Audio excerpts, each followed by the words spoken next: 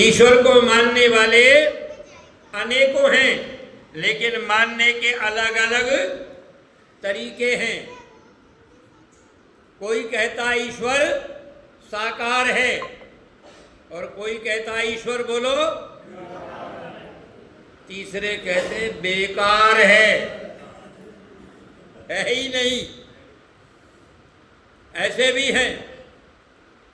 लेकिन एक बात याद रखो मेरे भाई, और कुछ लोग तो ऐसे होते हैं उस परमात्मा को ना जानते हैं और ना मानते हैं।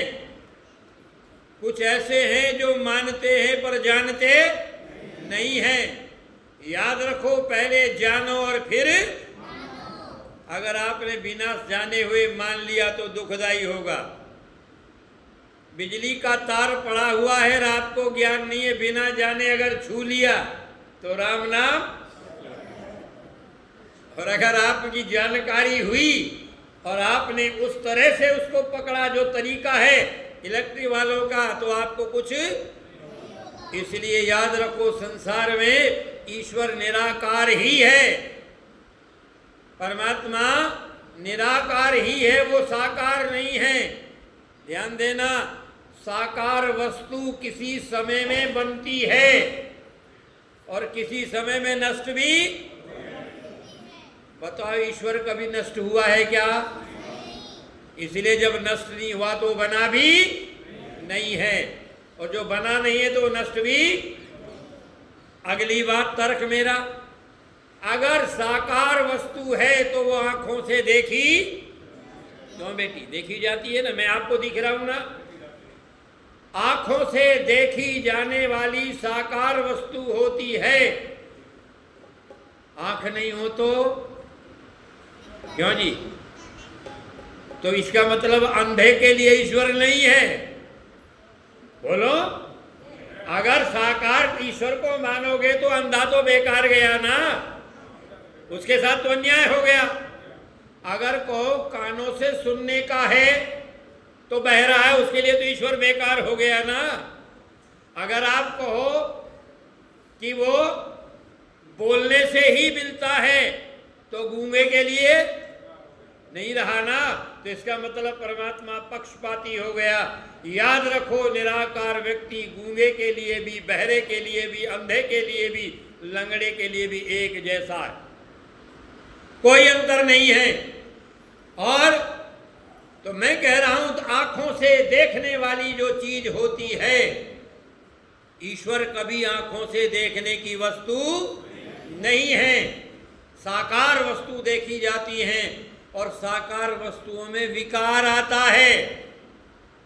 हमारा जन्म हुआ, जवानी हुई, बुढ़ापा और अंत में मृत्यु।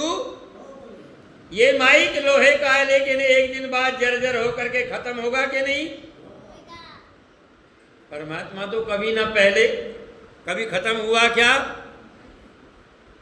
ना जन्मता ना मरा करता है, कीड़ी कुंजर सभी का पेट भरा करता है। प्रातः सूर्य उगता है, शाम समय ढलता है। जिसने भरा है पानी से रुई सी बदली को, दे दी है जिसने चपलता व चमक बिजली को। ईख को दी मिठास और खटास इमली को, रंग दिया है जिसने फूलों और तितली को। पत्ते पत्ते की न्यारी न्यारी कतरन कैसी, हाथ में ली नहीं जिसने कभी देखो कैसी। रीछ के तन पे किया फिटक्या बालों का चोगा, उम्र भर जो न फटेगा ना ही छोटा होगा। बोलो वह कौन है? अरे सूर्य की लाली में, चंद्र की उजाली में, बोलो वह वो ईश्वर है और कोई नहीं। इसलिए भाई और बहनों, अगली बात आपके सामने कहता हूं। ये तो मैंने कहा ईश्वर से संबंधित क्यों? अगर ईश्वर को हम नहीं जानेंगे, नहीं मानेंगे, उपासना नहीं करेंगे, भक्ति नहीं करेंगे तो क्या होगा? भोजन नहीं करेंगे तो शरीर बोलो जर्जर खत्म हो जाएगा। पानी नहीं पिएंगे तो शरीर नहीं चलेगा। परमात्मा की उपासना और भक्ति नहीं करेंगे तो उससे क्या नुकसान होगा?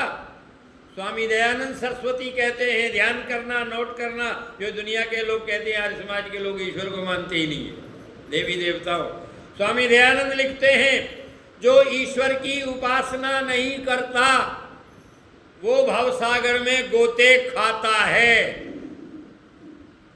और गोते खाने वाला, पानी में डूबने वाला आपने देखा होगा, मैंने तो देखा है। जो जिसे तैरना नहीं आता वो पानी में जब डूबता है तो एक बार नीचे जाता और एक बार और फिर नीचे जाता और फिर कभी ऊपर नहीं आता।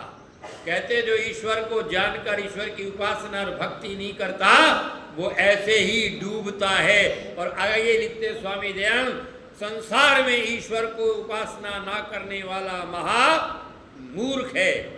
अब अगला प्रश्न और है, कहते हैं वो फिर है कहाँ, दिखता क्यों नहीं? तो मेरे साथ बोलिए ईश्वर, अच्छी तरह बोलिए ईश्वर सदा सर्वदा सबके पास है, अर्थात हमारे अंतःकरण में है, किंतु सदोष के कारण उसकी प्रतीति नहीं होती।